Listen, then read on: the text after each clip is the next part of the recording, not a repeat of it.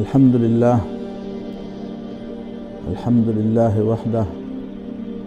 والصلاة والسلام على من لا نبي بعده أما بعد فعن جابر رضي الله تعالى عنه قال رسول الله صلى الله عليه وسلم قال الله تعالى لجبريل اقلبها عليه وعليهم فإن وجهه لم يتمعر في ساعة قط. دا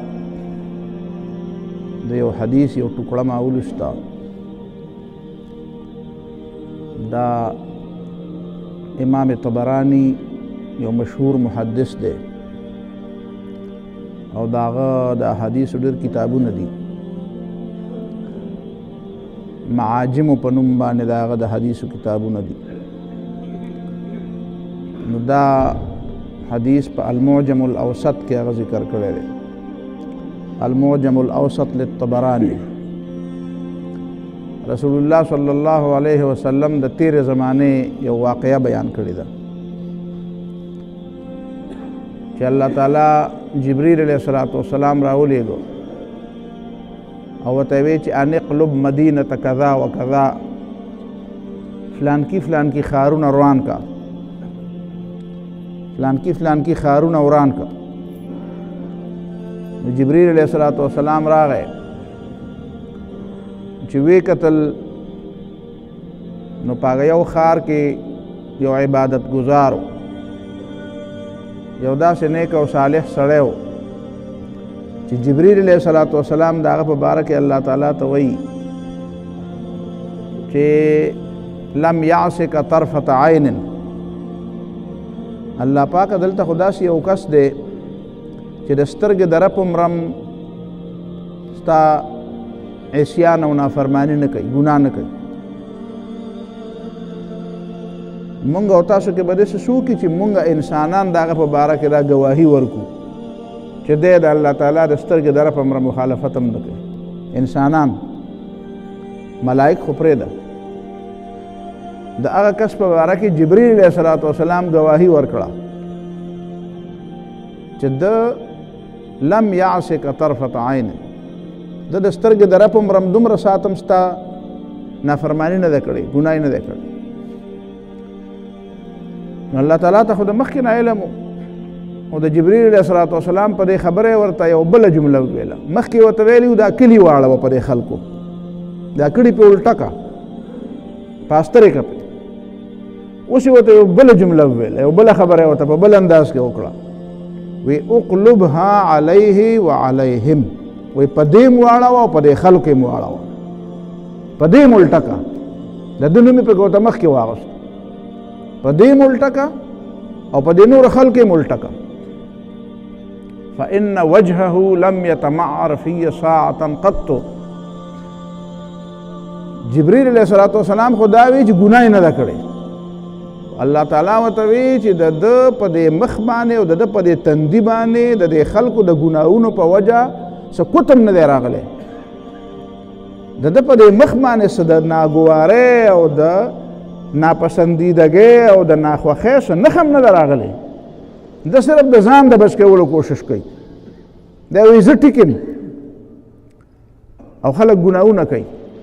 نو د الله تعالی د طرف نه د یو عام عذاب د راتلو یو وجه دا ده چې خلک ګناهونه کوي او څوک د ګناهونو نه بندولو والا نه وي. همدغه وجه ده چې په یو بل حدیث کې په صفا الفاظو کې راغلی دي چې لتأمرن بالمعروف ولتنهون عن المنکر ولتأخذن على يد الظالم. دا یاد ساتئ چې خورې د نیکو حکم به کوئ، د خپل وس مطابق به هر سړی د نیکۍ حکم کوي.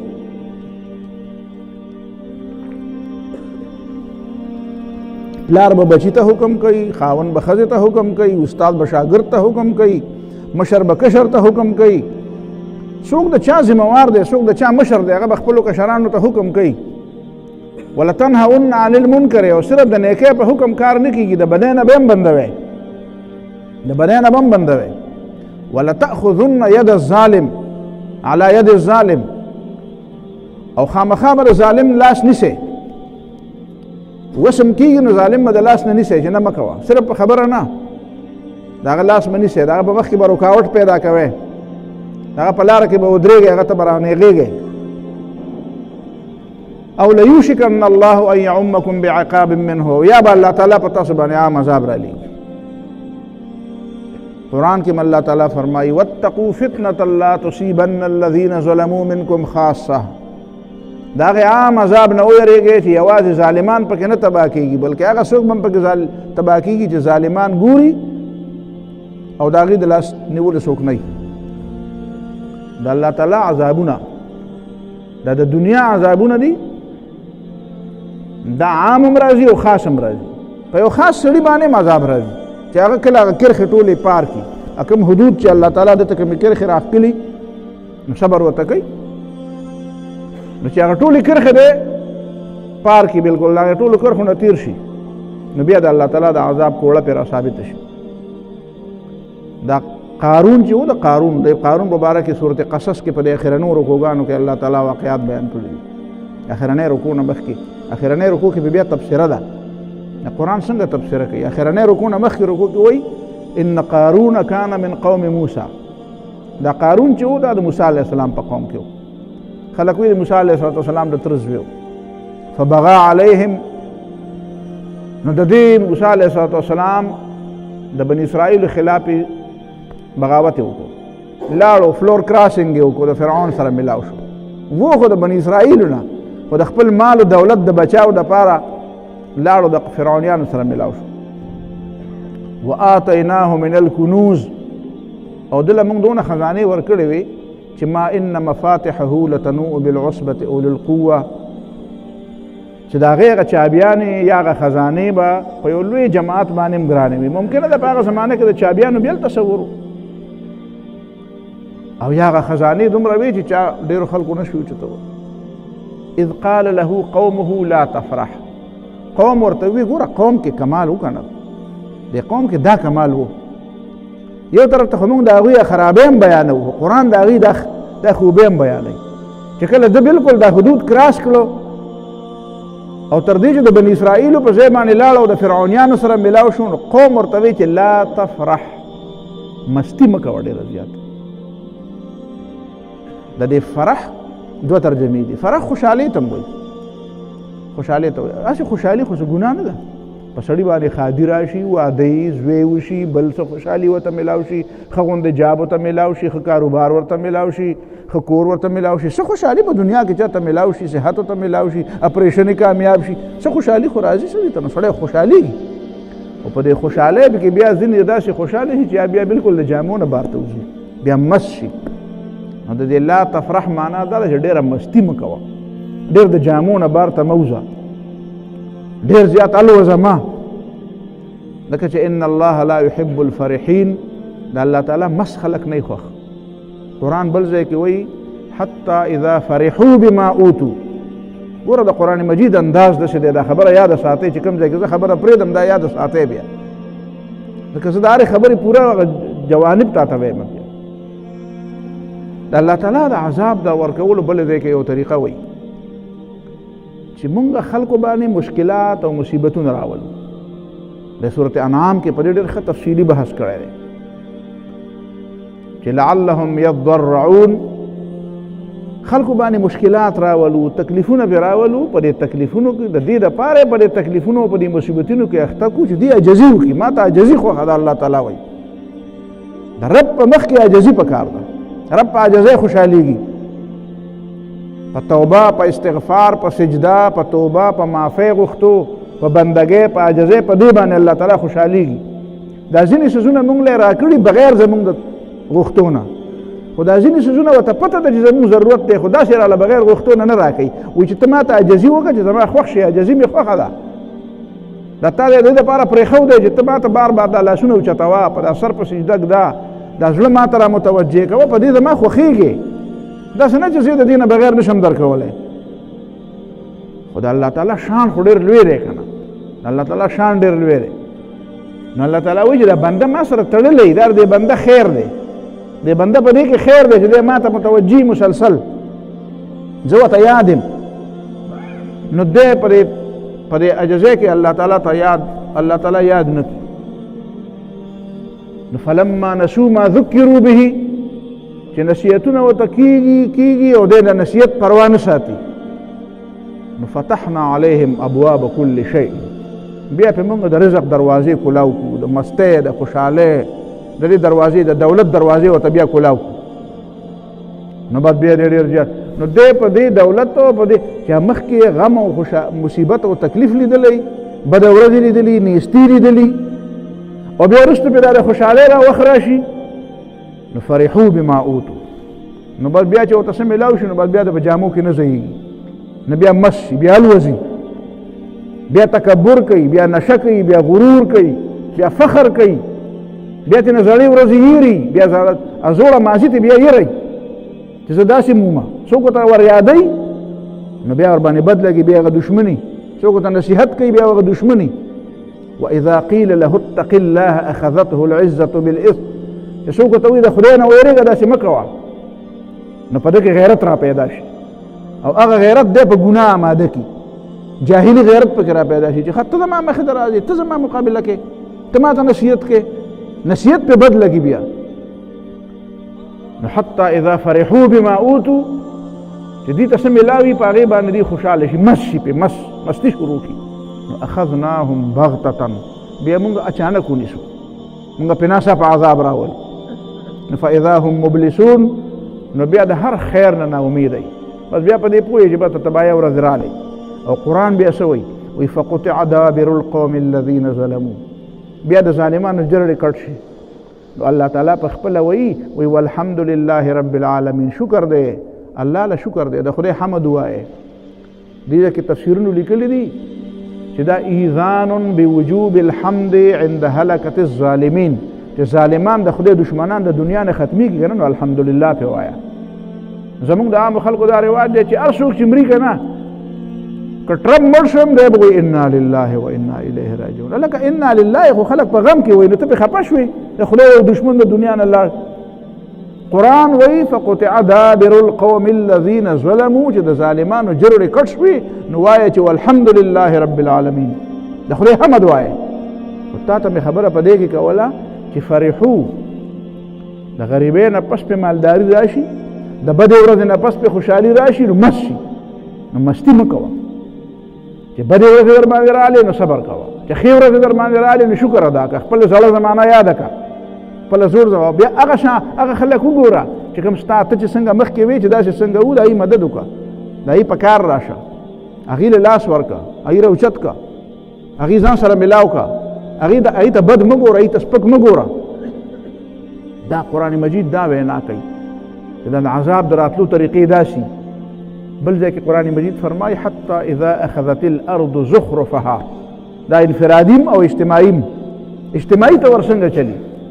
اذا اخذت الارض زخرفها، چې د آبادي او د ځمکه او د هاهو او د خوشحالۍ او د ځمکې د اسباب، د خوشحالۍ د اسباب دا ډېر زیات شي، هر طرف ته چې ګورې بلډینګونه دي، روډونه دي، مزې دي، ګاډې دي، کارخانې دي، خوشحالۍ دي، خوراکونه دي، دعوتونه دي، قسم قسم کپړې او جامې او قسم قسم په خادۍ کې او په ملاوېدو کې د دنیا هر سړی په جامو، هر سړی پوره دی، هر سړی مست دی چې خوشحالي پرې راشي، نو بس هر طرف ته زرق و برق لباسونه دي. حتی اذا اخذت الارض زخرفها، دا ځمکه ډېره زیاته ښایسته، باغونه ډېر مزېدار، شینکي ډېر مزېدار، نیرونه او ولې ډېرې، وزینت، او دا هر څه ښایسته ښایسته ښکاري، او وظن اهلها انهم قادرون علیها، او هغه باشندگان دونه شي چې هغه وایي موږ په علم کې داسې ځای ته ورسېدو چې نعوذ بالله زموږ خدای ته، اسمان ته، هېڅ ته، وحي ته، اسلام ته هېڅ ته حاجت نشته. بس دا ګوره که نه دا نن سبا تاسو ګورئ دا قومونه چې دا ځان ته خوشحال قومونه وایي، دا خوشحال قومونه، د هغې مارکېټونه وګورئ، د هغې بازارونه، هغه مارکېټونو ته زموږ عام ساده خلک چې ورته لاړ شي هغه سترګې برېښي دي، دا مارکېټ دی، دا مارکېټ دی، دا په دنیا کې دا ځای دی، دا څنګه ځایونه دي، دا څنګه هوټلې دي، دا څنګه د خوراکونو د دعوتونو څنګه انتظامات دي، دا څنګه محلات دي، دا څنګه کلي کوڅې دي، دا څنګه ګاډې دي، دا څنګه د دې د بود و باش دی. دا هغه وخت کې بیا انسان د خدای ير شي. د ما یو دوست دی، ما ته خبره کړه، پروفیسر دی، ما ته وایي چې زه کاناډا ته تللی وم، نو هلته یو کس سره میلاو شوم د 80 کالو و وایي خبرې م کولې نو ما ورته وایي چې ته خدای منې وایي هغه راته وایي چې یاره ما د اوسه پورې خدای پاک منلو ته داسې ضرورت نه دی پېښ شوی ضرورت مې نه دی پېښ شوی وایي چې زما کور مې شته ګاډې راته شته بچي مې شته او نوکران مې شته بینک بیلنس مې شته پیسې را سره شته که فرض که بیمار شم نو هسپتال شته د علاج مفت دی که څه آفت او مصیبت او څه شی راشي نو مطلب دا چې سوشل بینیفټس هغه ورکوي خلک سوشل سیکورټي د هغې یو خاص سیسټم دی نو بس هغې کې تاله بیا دغه کېږي میلاوېږي ستا خرچ خراجات میلاوېږي نو وایي ما داسې د اوسه پورې داسې ضرورت محسوس نه کړو خدای سره ومنم دا مست شي دا وایي چې بس زه ډېر زیات پوه یم نو ما خپلو ملګرو شاګردانو ته مې بله ورځ ووایي بچو ته ما ورته یې ځای وایي دا سړی به څنګه پوه چې وایي زه خو نه وایي چې بیمار شم هسپتال شته جب کې پیسې شته او خوراکونه مراکونه ورسه نظام پوره دی مارکیټونه ډک دي ما سره پیسې ډېرې دي بینک مې هم ډېر دي ګاډي هم ډېر دي نوکران هم ډېر دي حکومت هم شته ریاست شته زما هر څه ذمه داري علي نو نعوذ بالله زه خدای پاک منلو ته وایي زما ضرورت نه دی راغلی نو ما وایي دا سړی به تاسو څنګه پوهوئ دا به څنګه پوهوئ نو بیا وایي سر جي ته راته ووایه څنګه به پوهوو نو ما ورته وایي چې تاسو ته پته ده په دې ګټرو کې هم چینجي دا ګټرې نه دا دغه دا اوبه چې په دې کې چینجي پیدا هم شي په دې کې اوسېږي ما چې هغه چینجي سره ته ټلیفون میلاو کې خبرې ورته وکړې ته ورته ته دلته خوشحاله یې که خفه یې هغه ورته وایي چې یاره ما خو څه داسې ضرورت نه دی محسوس کړی چې د دې نه بار ته وځم وایي چې دلته هر څه میلاوېږي نو دلته پیدا یم دلته لوی یم دلته زما ضرورتونه میلاوېږي خوراک میلاوېږي نو ما ورته وایي چې دغه چینجی چې هغه ته خوراک میلاوېږي نو ته به څه وایې چې دا په دې ځای کې چې دا دی نو دا ځای رښتیا د خوشحالۍ دی دا دی چې پکې ځان ته خوشحاله وایي دا رښتیا د خوشحالۍ ځای دی ته به دا وایې چې دا بېوقوفه دی د دنیا نه دی لیدلی درته دا پته نشته دی چې د دې نه ډېر زیاته خو څښا د ګندګۍ د مردارې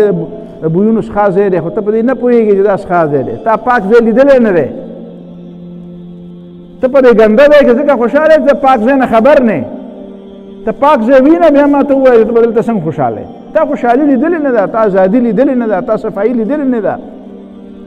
پخوا زمونږ د مدرسو په دې کتابونو کې یو کتاب و په هغې کې به قصې وي عربی زده کولو دپاره به وړې قصې به پکې وي نو په هغې کې یو قصه به وي د سمندر نه یو چندخ راغی نو چې راته نو هغه په یو ډنډوکی نه یې ورکوټی غوندې ډنډوکی په هغه ډنډوکي کې یو چندخ و نو هغه ته ویې په دې ډنډوکي کې څه کوې خوار شی باره راوځه دنیا ده ډېره لویه وی بل ځای کې اوبه دي وی بل ځای کې هم لا اوبه شته وی او ډېرې اوبه دي وی څونه به اوبه وی زما د دې پنډی او زما د دې پړکي پورې به راځي هغه وی بیخ دي اوزه ډېرې زیاتې دي وی نه نو د دونه ځای پورې به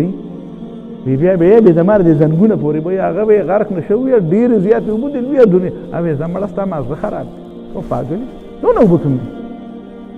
زفادع حیازن دا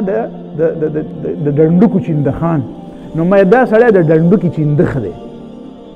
دته دا پته نشته دی چې خوشحالي څه ته وایي دویمه خبره دا ده چې د ده نه زه تپوس کوم چې دا هر څه شته خو دا راته ووایي چې دا په ملیشیا کې چې سونامي راغلی وه نو خلک څنګه مستېد څنګه مست وو څنګه ګډېده سمندر په غاړه باندې دا بیچونه یې که نه په دې دوبۍ کې په دې خلیجي ملکونو کې په دې یورپ کې دنیا دا مونږ او تاسو چې دا بالکل د سره نه وي خبر چې دا داسې قسمه څیزونه یې زه یم الله تعالی دې په مونږ باندې رحم وکړي زمونږ دا ناخبري هم ډېره ښه ده دا چې ته خبر شې حیران به شې ورته هلته بربنډ ګرځي هلته بربنډ زمونږ د دې علاقې یو افسر دی داسې لرې غوندې دی ډېر ښه پېژنم نو هغه متعلق راته چا وویل چې هغه هم هغه بیچ ته تللی و نو هلته خو به جامې وباسي نو هغه داسې چل وکړو چې دا لاسونه به یې ځان ته کله مخې ته کول او کله به یې شاته کول او داسې به راپېده چا لیدلی و اوس چې ماله کله مخې ته راشي نو زه یم چې ګوره ده ته اوس ګوره دا ځان ته مسلمان وایي چې کوم ځای کې خلک بربنډ دي ته به بربنډ دی چې په کوم ځای کې خلک خري هلته به ته خرې چې په کوم ځای کې خلک هلته څاروي ته به هلته څاروی او ته به دلته ځکه مسلمان یې دلته خواوشی مسلمانان ګرځي او چې په کوم ځای کې خلک بیا بوتا هندوانو ته به هلته هندوی چې ته به کله کلته کې یهودیانو ته به هلته یهودي بیا دا رنګ دی دا مسلمان داسې ته وایي نو داسې نو ما وایي چې په دې به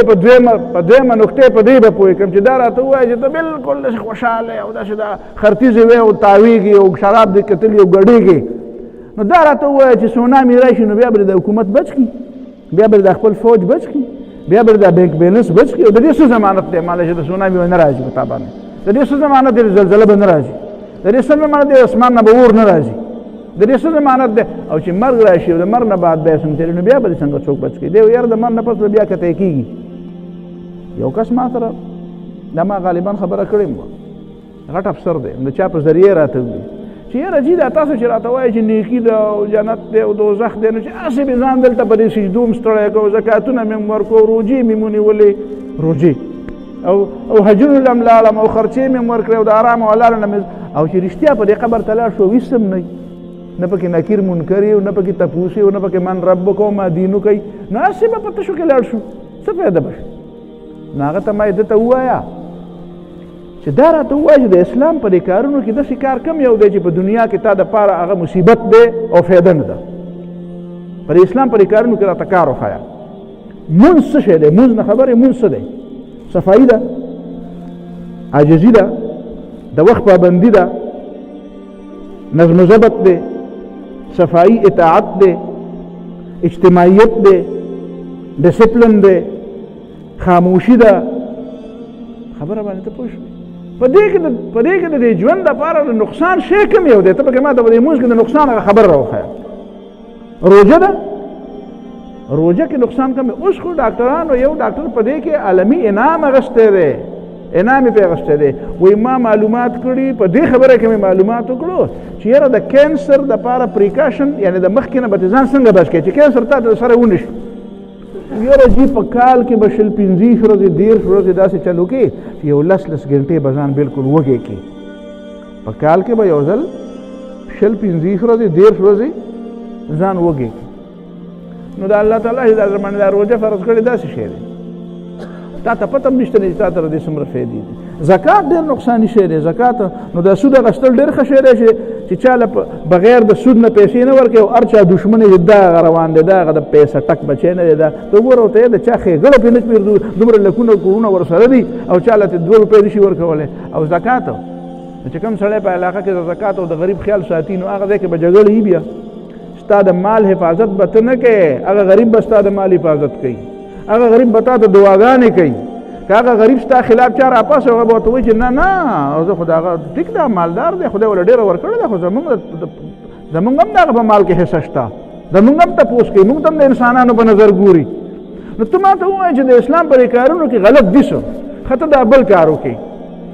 وړدانګې ووهه، شرابونه څښه، ډمامې کوه، چې څه دې خوښه یا کوه، حرام او حلال او سودونه او رشوتونه. د دې د دنیا څومره نقصانات دي، د دې د دنیا څومره نقصانات دي. او دا راته ووایه چې ځه چې په آخرت ته ورشې او په دې قبر کې تپوس وي. ته خو وایې چې تپوس نشته، نو زه وایم چې یاره خو چې تپوس وي نو بیا به څنګه چلي؟ چې تپوس وي نو بیا به څنګه چلي؟ نو که تا دا نیکۍ کړې وي او لاړې او چا تپوس نه و کړی، نو بس تا ته خو په دنیا کې هم څه تکلیف نه و، هلته هم تکلیف نشته. خو که تپوس چا وکړو. او درېیمه خبره راته دا کومه چې په یو صحرا کې د ما لار ده، د دې ځای نه ځم او صحرا ته ځم، فرض که د حیات آباد چې په کوم ځای کې آباد دی دا خو پخوا ډېرې شړې وې که نه، دلته خو څوک د ورځې هم نشو راتلی. نو چې داسې ډېرې غټې غټې شړې او زه پکې روان یم، خو کار مې ډېر ضروري دی، مجبوري مې ده چې اخوا به ځم. نو هلته نه یو سړی بل سړی یاره 1,13,000 1,40,000 کسان هغه ما ته وایي چې په دې لاره چې ځې که نه ځان سره اوبه واله، ځان سره اوبه واله، ځان سره څه تماچا او ټوپک واله، ځان سره ګورې څه سامان مامان واله، پته نه لګي چې په لاره کې څنګه چلي. او ټوپک تماچا ځکه واله چې په لاره کې ګوره څه خلک هم دي، او ټوپک یې سره ولید ګوره بیا ته څه نشي ویلی. او په لاره کې غټه صحرا ده، اوبه پکې نشته، ځان سره اوبه واله. او دا 1,40,000 کسان چې کوم دي دا داسې خلک دي چې د دې دشمنان هم وایي چې دا خلک رښتیني دي، هغه دشمن هم وایي چې ده چېرته دروغ نه دي ویلي. او بل طرف ته یو سړی راغی ما ته وایي یاره مړه هېڅ هم نشته سړی، هېڅ هم نشته وایي، دا په دې لاره ورځه. او د ټولو نه غټ دروغجن دی، د ټولو نه غټ غل دی، د ټولو نه غټ شرابي کبابي دی، د ټولو نه غټ ظالم دی. او که زه د ده نه تپوس وکړم چې هلکه ته خو وایې چې نشته، خو دا بل سړی خو وایي چې شته، دغه سړي چېرته دروغ ویلي؟ او یاره نور یې څه کوې، خو دې سړي خو چېرته دروغ نه دي ویلي. نو زه یم تا سره بیا څه ثبوت دی؟ ته تللی په دې لاره؟ وایي نه زه نه یم تللی، خو مړه هېڅ هم نشته، خدای به خیر هېڅ هم نشته ځه. او بل وایي زه په دغه لاره تللی یم، په دغه لاره چې څوک ځي راځي هغه خلک ما سره میلاویږي، نو زه به د چا خبره منم؟ زه به د چا خبره منم؟ دا خبره بنیادی ته ور ذهن کې یاد ساتئ چې دا تکبر دا نشا حتی اذا فرحوا بما اوتوا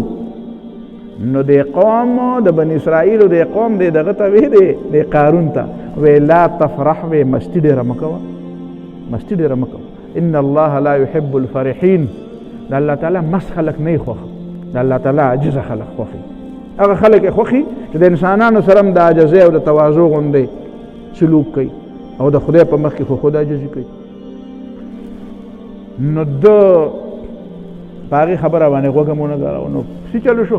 خپ مسته کې راغی نو فخرج على قومه في زينته نو بل ورته وسره سونه سرو سونه وسره هيري او جواهرات او سونه وسره سونه سونه وسره خرو قچرو او سونه وسره مال او دولت د ټول مال او دولت نمایش شروع دا غلامان دا نوکران دا اسونه دا اوخان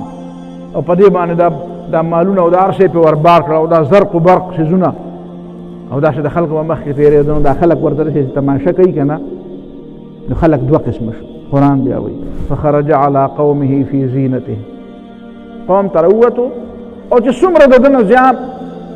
ځان ښودل د ده نه کېدی شو دونه ځان خلکو ته وښودو چې زما مال او دولت دومره دی نو چې ویې کتل ورته خلکو نو خلک دوه قسمه نو ځینو خلکو وی قال الذين يريدون الحياة الدنيا د کومو خلکو چې مقصد صرف دنیا وه هغې وی یا لیت لنا مثل ما اوتي قارون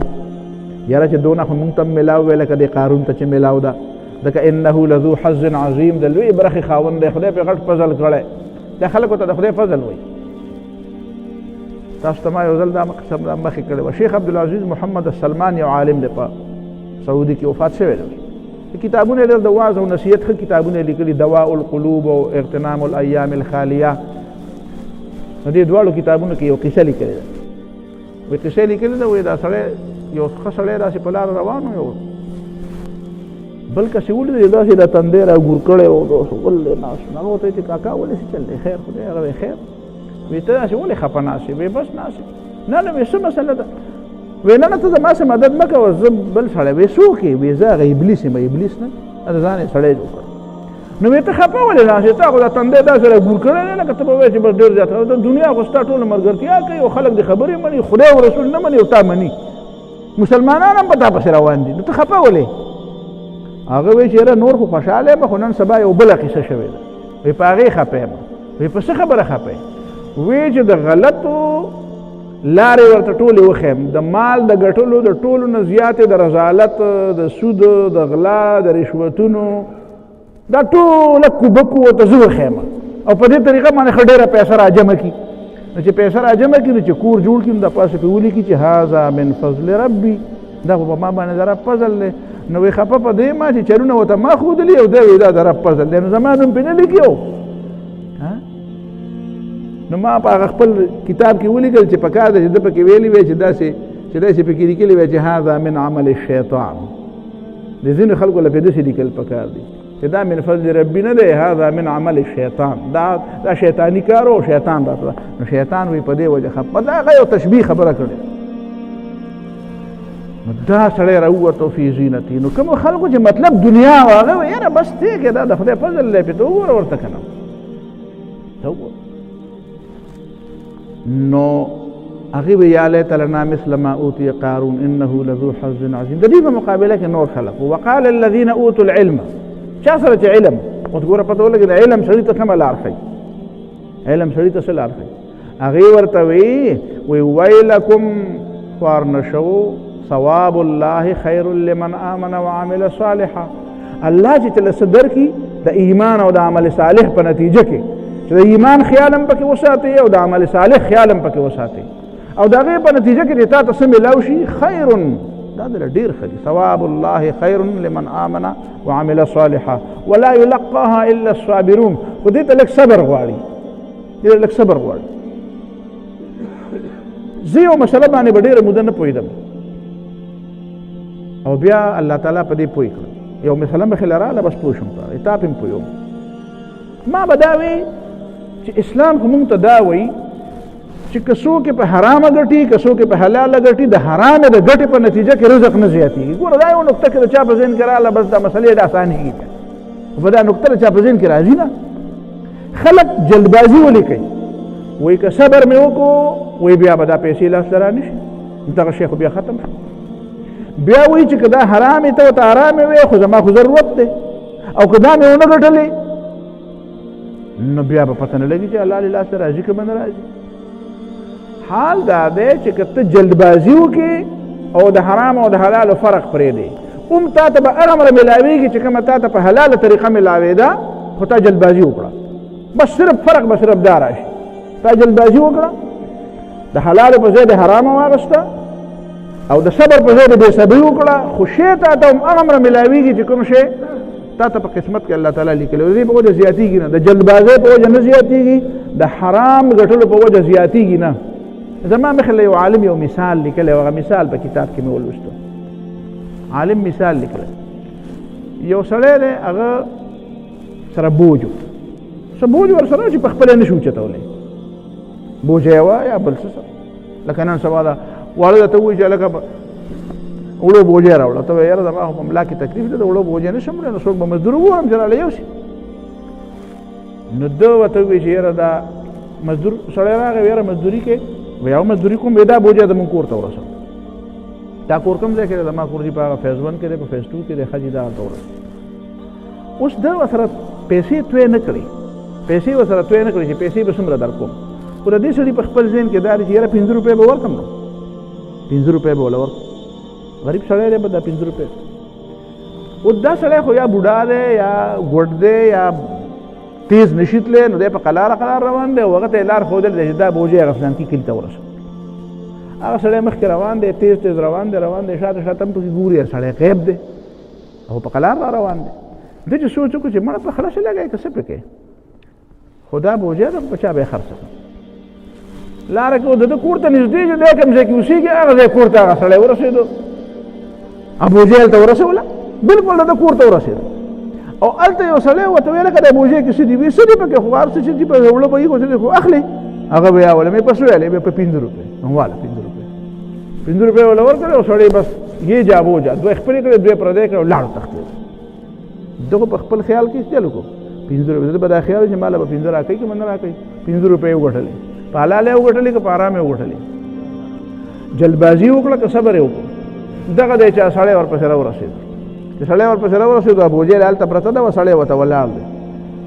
نو هغه ویل لکه دا بوجۍ دا څنګه چل دی دا خو دلته یو سړی و مزدور غونته کې و دغه نه مې په 5 روپۍ دې ظالم خو ما وله 5 روپۍ په ذهن کې مقرر کړې وې وله 5 روپۍ ورکوم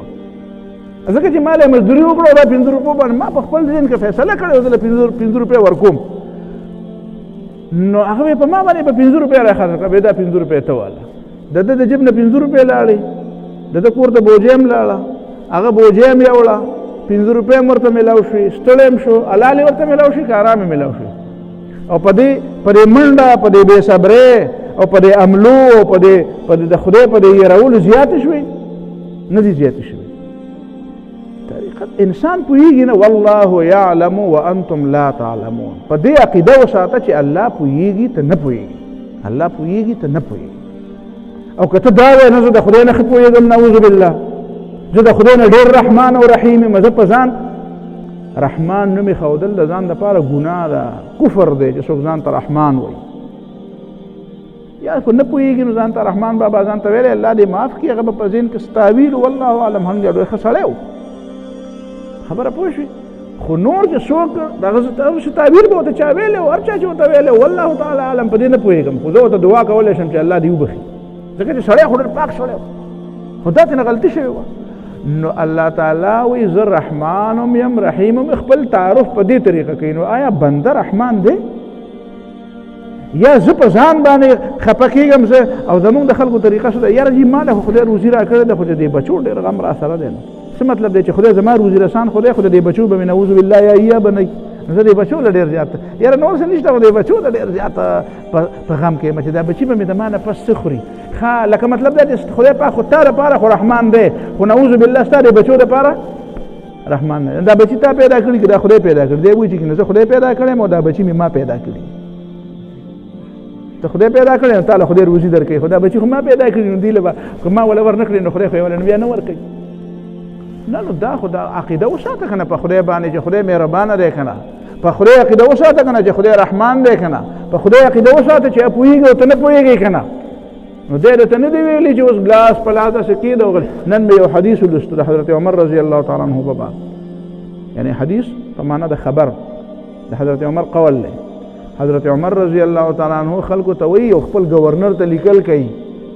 وایي چې داسې بې ځایه خپه په خپه مه اړوئ چې داسې ناستې خدای پاکه ماله روزي راکړې خدای ماله روزي راکړې ځکه وایي فإن السماء لا تمطر ذهبا ولا فضة د اسمان نه سره رالویږي او نه سپین رالویږي او د اسمان نه تیار ډوډۍ نه رالویږي نو پاسه محنت کوه او غریبانانو ته یو ځل خطاب کړی دی حضرت عمر رضی الله تعالی عنه ويا أهل الضعفاء يا فقراء يا مساكين ارفعوا رؤوسكم وغریبانانو سرونه اوچت وړئ غریب پښتو کې دا پښتو دا متل څونه مزیدار دی وی غریب خدای کړی نو بې غیرته چا کړی دا خو یو تقسیم دی د الله تعالی ويا فقراء ويا مساكين غریبانانو ارفعوا رؤوسكم سرونه اوچت وړئ چې دا مالدار خلک داسې ونه وایي چې زه ګوره که نه دا په تکبر کې رانشي دا دی وګورئ څنګه ځوړند ګرځي خدای درله مټې خو درکړي دي که نه خدای درله همت خو درکړی دی که نه غیرت خو خدای درکړی دی که نه مزدوري او محنت کوئ او حلال او جایز محنت کوئ او د چا په خپو کې مه پرېوځئ نو دې قوم ته وی لا تفرح نو ګوره وقال الذين اوتوا العلم چا سره چې علم که نه چا سره چې علم نو هغې ورته څه وی ویلکم ثواب الله خیر لمن آمن وعمل صالحا الله چې دله څه درکړي همت وکړه جایز لارې ولټوه او جلدبازي مه کوه په خدای اعتماد ساته الله نه مدد غواړه او زه ګټه زه ځان له روزي ګټه الله به دې مدد کړي ثواب الله خیر لمن آمن وعمل صالحا ولا يلقاها الا الصابرون نو بیا چې چلو شو فخسفنا به وبداره الارض الله تعالی وی ما سره د خزانو نه په ځمکه ورومنډو په ځمکه مې ورومنډو فما كان له من فئة ينصرونه من دون الله وما كان من المنتصرين نه ولا چا مدد وکړو نه په خپل بدل واغشتو د خدای نه بدل نشو واغشته واصبح الذين تمنوا مكانه بالامس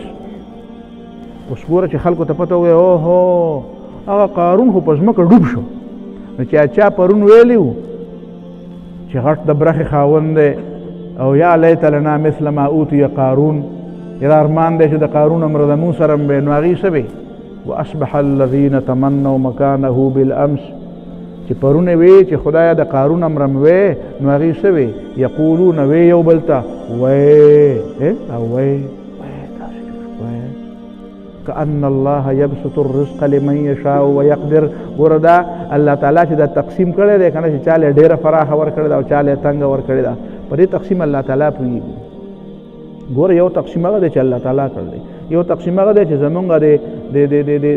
د سیستم د ظلم کړی دی دا دواړه خبرې به یو بل سره مکس اپ کې نه په دې باندې بیا چېرته پوه کړم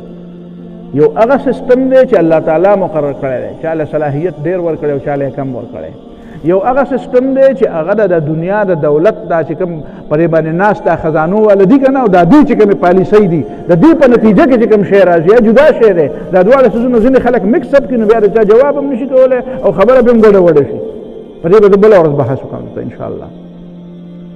نو وی چې یبسط الرزق لمن یشاء ویقدر او دویمه خبره دا وکړه چې لولا امن الله لخسف علینا لخسف بنا شکر دی چې خدای پرون زمانه دی اورېدلي لکه په خدای ځینې خلک وایي که نه وایي دا خوله مې ماته شه چې داسې خبره مې کوله نو دوی وی چې دا خولې مو ماته شه ښه ده چې پرون خدای زمونږ دا دوا نه ده اورېدلې دا انسان کله کله وایي که نه چې زما دوا دی اوري زه یو ځل وړو ته وایم زه یم زی تاسو زما سره خبرې کوئ زه خو د خدای له طرف نه داسې خبرې نه کوم چې ګینې د خدای پاک نعوذ بالله د هغه په بیهاف خبره کوم خو هسې وایم درته چې ته څه به انسانه چې ستا هر سوال منظورېدی نو ما یې ته یې سوچ وکړه لکه چې هر سوال دې منظورېدی نو څنګه چل به چې هر سوال دې منظورېدی نو څنګه چل ابل راته چا یو کلیپ را لېږلی وایي یو کس و هغه بیمار و چې بیمار و ډېر زیات بیمار و دا سټې کوک شوی دا سټې کوک شوی نو خلک ورله تپوس له ورغلل چې تپوس له ورله ورغلو نو هغه یو سړي ورته دا دعا وکړه چې ابل سړي څه مدد وکړو څه خدمت یې وکړو نو هغه ورته داسې دعا وکړه چې خدای پاک دې هره دوا چرته هم قبوله مه کړه نو هغه ورته داسې څه مطلب و پر ستا پرې خبره دا خیري دي که دوا او ته دوا وکړه چې خدای دې هره دوا چېرته قبوله مه کړه چې څه پکې درته نه قبلوي نو هغه ورته وایي چې یاره صاحبه په دې خبره پوه نه شوم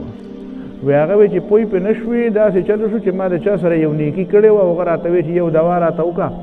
زه به دې دوا قبوله زه به خدای پاک ته دوا وکړم د ما خدای دوا قبلوي وی ما ورته وایي چې داسې دوا راته وکړه چې خدای په ما چېرته تبه نه راځي چې ته برابر چېرته هم رانه شي نو وی بس په ما تبه نه راځي اوس را باندې چې دا سټ مې کوږ شوی دی نو چې څومره ډاکټران او حکیمانو له زمه نو هغه راته وایي چې د دې صرف په دنیا کې یو علاج دی هغه څه دی تبه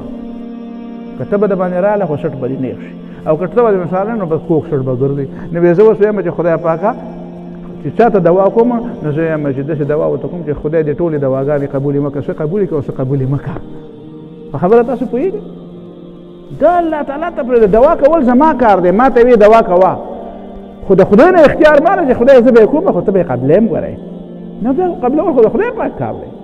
د هغه نه اختیار ماله هغه هغه نه ستا نه ستا فایده ډېره ښه پېژني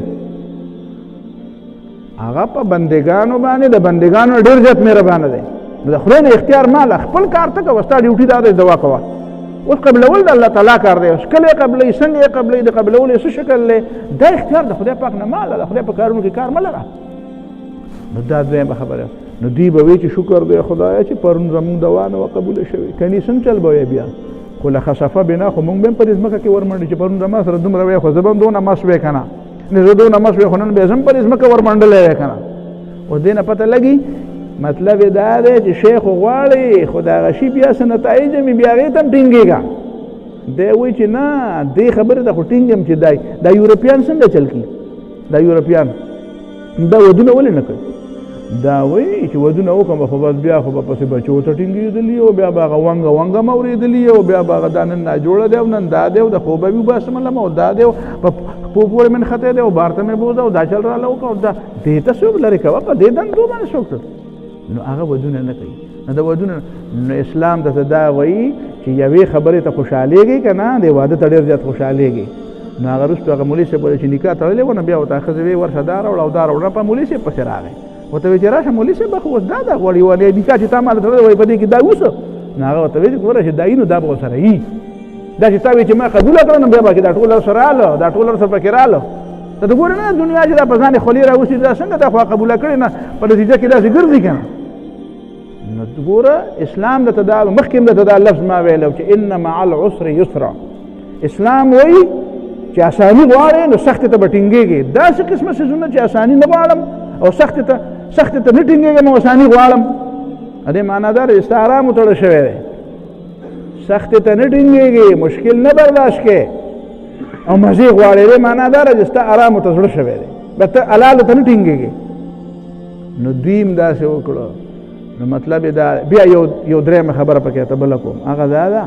چې کوم سړی چې د هغه سره علم وي هغه چې د نن نه 20 کاله مخکې کوم موقف و هغه نن هم هغه موقف دی تاسو لږ وګورئ تاسو څومره وخت نه خلک پېژنئ